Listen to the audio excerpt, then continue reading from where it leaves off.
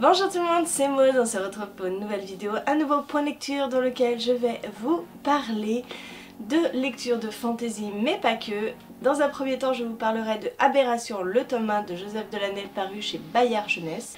Ensuite, on parlera du dernier guerrier mage de Paul Béarn paru ici chez Milady. On continuera avec Au Royaume, le tome 3, Le Roi de Pierre Pével paru chez Brajlon. Et on terminera avec le seul roman qui n'est pas de la fantasy mais bien un roman d'aventure avec La bataille du triple buse de Gilles Abier paru chez Poulpe Fiction.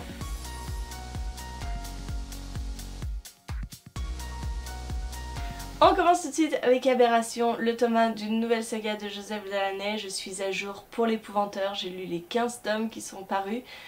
Donc je me suis dit que c'était l'occasion de me plonger dans cette nouvelle saga. Nous allons suivre un jeune garçon qui s'appelle Colin. Colin qui a un don particulier. Il peut traverser le Sheol sans être inquiété. Le Sheol, c'est un épais brouillard qui est en train de grignoter petit à petit le royaume où vit Colin. Lui, il a passé une bonne partie de ses derniers mois dans une cave. Voilà, dans une cave, puisque le Sheol a recouvert sa maison. Son père est lui aussi immunisé contre le Sheol. Il participe à pas mal de missions de reconnaissance pour le duc, celui qui gouverne cette province.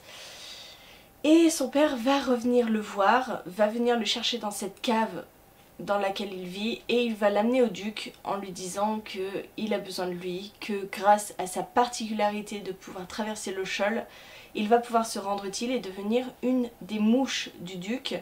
Les mouches, ce sont des jeunes garçons, des jeunes filles, des adolescents qui traversent le Sheol et qui vont en reconnaissance aussi pour récupérer des artefacts, des êtres vivants, etc. pour faire des expériences sur le Sheol, pour pouvoir se débarrasser de ce brouillard. Puisque le Sheol, ce n'est pas simplement un brouillard, il y a aussi des créatures à l'intérieur, des créatures qui ont été à la base humaines, mais lorsque ce brouillard a déferlé sur eux, ils se sont transformés, ils sont devenus autre chose. Je ne sais pas si mon résumé était assez clair, mais j'ai beaucoup aimé ce livre parce que la mythologie proposée, l'univers développé par Joseph Delaney est dingue. Tout simplement dingue. Moi, j'arrive pas à me séparer des deux sagas. Si vous voulez, je compare toujours à l'épouvanteur. D'ailleurs, on y trouve de nombreuses références dans ce livre-là. Déjà, on commence dans une cave. Si vous avez lu le tome 1 de l'épouvanteur, la scène mythique de cette saga se passe dans une cave. On a des références parce qu'on parle des sorcières de Pendle à un moment. Bref, on a même des références dans les personnages. On a des adolescents qui vont devenir des sortes de héros, qui vont combattre les créatures du Sheol, et ils vont même s'allier à une de ces créatures. Si vous connaissez l'épouvanteur, c'est exactement la même chose. Simplement, l'univers ici est bien plus développé, vraiment plus construit que l'épouvanteur, qui est un simple roman de fantasy où voilà, on a des sorcières, on a des gobelins, etc. Là, il y a une vraie présence maléfique avec ce Sheol qui s'avance et qui va bientôt engloutir le château du duc.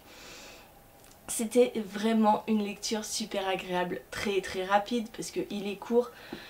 Il fait 350 pages et je me suis beaucoup attachée à Colin. Je vous dis Colin, mais en fait il s'appelle Crafty, c'est son petit surnom parce que c'est un gamin rusé. Un gamin qui n'a pas peur de prendre des risques, même si au fond de lui-même il est terrifié parce qu'il a perdu quand même ses deux frères dans l'exercice d'être une mouche. Donc il n'est pas rassuré quand il arrive voir le duc, mais il va prendre à cœur sa mission et il est plein de bienveillance et il est vraiment attachant. Je l'ai beaucoup aimé, j'ai beaucoup aimé aussi les personnes qui gravitent autour de lui, les autres adolescents qui sont des mouches. Alors c'est pas tout beau, c'est pas tout rose, il y a des pertes, c'est parfois un petit peu compliqué à l'intérieur du Sheol. On peut largement trembler à certains passages, mais c'était une super lecture, j'ai vraiment adoré et je peux vous la conseiller. Elle débute à peine, il n'y a que ce premier tome de sortie, mais je sens qu'elle a un potentiel de dingue. On continue avec le 7e guerrier mage qui m'avait été offert par Émilie lors de notre swap, et c'était tout naturellement que je lui ai proposé de le lire en commun, même si pour elle c'était une relecture. Moi je découvrais complètement cette œuvre. Nous allons suivre un homme qui s'appelle Jal, qui est un soldat, un soldat qui vient de déserter. Il est parti avec deux de ses autres collègues soldats.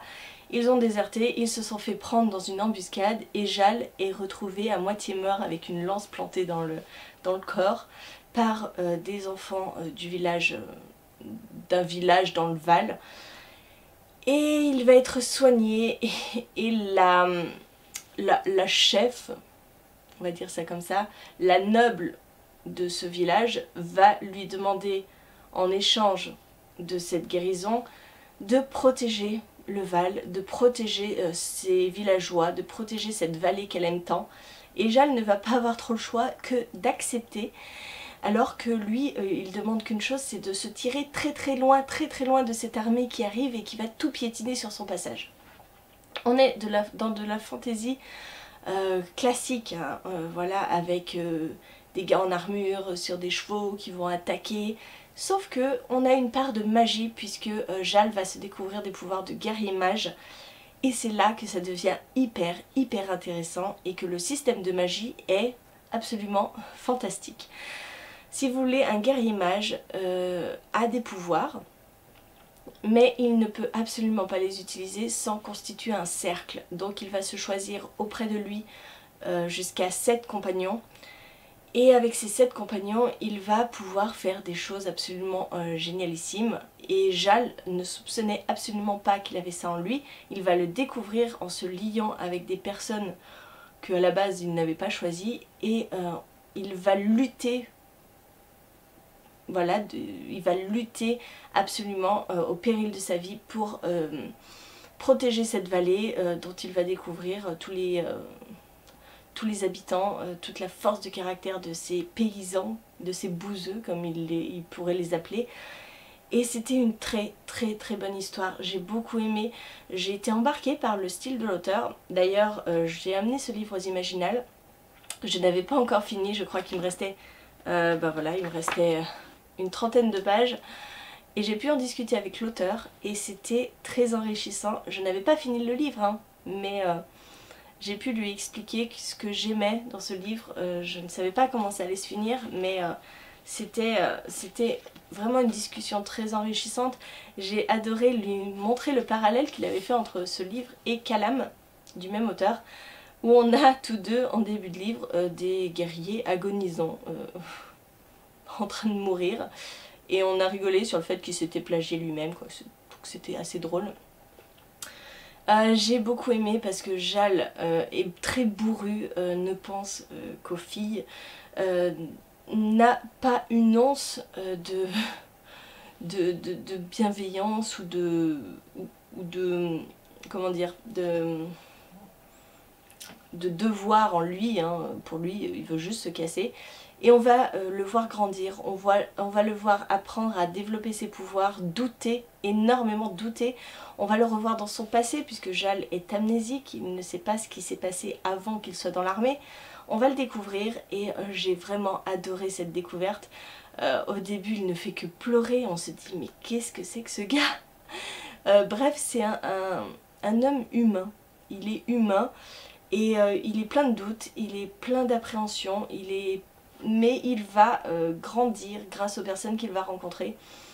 Et c'était une très chouette lecture. Dans de la très bonne fantaisie et je vous le recommande à 100%. Alors c'est de la fantaisie classique, hein, mais ce système de magie rehausse le tout et c'est vraiment pas mal. En parlant de fantaisie classique, on va parler de Au Royaume, le tome 3. J'avais lu les 2 premiers tomes en 2016 il me semble, donc ça commence à dater un petit peu. Et je me suis replongée dedans, on continue à y suivre, je ne sais même plus, Lorne, oui, c'est ça. Ah vous voyez, hein, la mémoire des prénoms. On y suit Lorne qui, dans le premier tome, avait été enfermé dans une prison où l'obscur s'est emparé de lui. Bien des mois ou des années plus tard, le haut roi décide de l'en faire sortir et le nomme haut chevalier. On ne comprend pas trop sa décision, on ne comprend pas trop ce qui s'est passé, mais Lorne sort enfin de cette prison et voit un petit peu l'état du royaume, et il va lutter, il va faire des alliances, il va comploter, tout ça pour améliorer le royaume, toujours avec cette part de ténèbres en lui, cette part qui le ronge. Et dans ce troisième tome, comment vous dire, sans vous spoiler, c'est compliqué. Il y a une guerre de succession qui est en train de s'emparer de ce royaume. Lorne pose un petit peu ses pions, un petit peu partout. Il joue les espions d'un côté, il l'aide de l'autre. Bref, il est vraiment au centre de la stratégie pour conquérir le royaume. C'était vraiment une lutte de pouvoir, une prise de pouvoir dans ce troisième tome. Ça changeait un petit peu des autres tomes. On a aussi une histoire en parallèle où Lorne va devoir sauver son fils.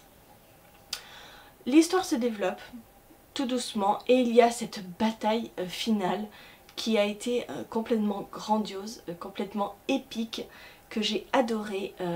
Voilà, ce livre commence très doucement, commence avec des guerres intestines entre les différents héritiers du royaume. On voit Lorne en plein milieu, on le voit qui, comme je vous l'ai dit, pose ses pions pour arriver à cette bataille qui a été juste splendide, et j'ai hâte de lire la suite parce que on voit se profiler quelque chose qui peut être très intéressant. Et je termine avec la bataille du triple buse. C'est un second tome, mais qui peut se lire complètement indépendamment du premier. Je vais vous montrer le premier. Celui-ci, c'était le premier, Le trésor de l'île sans nom de Gilles Abier. Voilà. J'avais adoré ce premier tome, il était parfait. On suivait les coquins sur leur île qui vivent leur petite vie. Ils ont été laissés par leurs parents pirates pour échapper un petit peu à tout ce qu'on peut leur faire subir, hein, subir à des enfants de pirates. Sauf que dans ce premier tome, un navire arrivait sur l'île sans nom. Les coquins devaient se battre pour éviter qu'on ne vole le trésor de leur île ou qu'on ne les kidnappe eux-mêmes. Dans ce second tome, les coquins ont été découverts, donc sur l'île sans nom. Ils sont obligés donc de partir. Ils vont chacun se séparer et ils vont monter dans 3 navires différents pour se rendre à une même destination, mais on a considéré que les séparer prenait moins de risques, hein. On prenait moins de risques à les séparer. S'ils se faisaient attaquer, on n'en récupérait qu'une partie et pas tous les coquins. Bref, on va les suivre sur 3 navires différents. Et c'était une grande aventure de piraterie, toujours pareil. On apprend beaucoup de vocabulaire naval dans ce livre. C'était très chouette. J'ai aimé retrouver les personnages que j'avais adorés dans le premier tome. Ils ont tous une personnalité très différente, très marquante. Simplement, j'ai eu un petit peu de mal à me repérer sur qui était dans quel bateau, qui faisait quoi. Parce que dans les chapitres, si vous voulez, on alterne entre tous les coquins, on voit ce qui se passe sur un bateau, puis on passe sur un autre chapitre qui est représenté par voilà, un petit bateau, hein, voilà. On passe sur un autre bateau, certains bateaux se font attaquer, je ne savais plus qui était dans quel bateau. Voilà, j'étais un peu perdue, je dois bien l'avouer. Pourtant ça se lit extrêmement vite. Comme d'habitude, vous avez des illustrations. Le texte est écrit très gros. Simplement, voilà, je vous dis, j'aurais peut-être aimé, je ne sais pas, quelque chose pour me référer, pour me dire alors, qui est sur le triple buse, qui est sur l'autre bateau, etc., etc. Mais bon, hein, ça c'est moi et ma mémoire de poisson, hein, je serais tentée de vous dire. C'était une très bonne aventure, peut-être un chouïa en dessous du tome 1, parce que le tome 1 je l'avais vraiment adoré, hein, on n'était pas loin du coup de cœur. Là je vous dis, du fait que j'étais un peu perdue, ben forcément ça a un petit peu peiné dans ma lecture. Mais franchement c'est une super aventure avec des personnages très attachants qui ne manquent pas de caractère, hein. Vraiment pas. Retenez simplement qu'on est sur des bateaux, que c'est une histoire de piraterie avec des enfants très malins, très rigolos. Et voilà, je pense que vous avez une très bonne lecture jeunesse en perspective. Voilà, je vous ai parlé de ces 4 livres, j'espère que la vidéo vous a plu. N'hésitez pas à me dire en commentaire si vous avez lu un de ces livres, ce que vous en avez pensé. Et il devrait y avoir encore un dernier point lecture avec des lectures du mois de la fantaisie. J'en ai terminé pour cette vidéo, je vous fais des gros bisous, je vous souhaite une bonne journée de bonne lecture et je vous dis à très bientôt pour une nouvelle vidéo.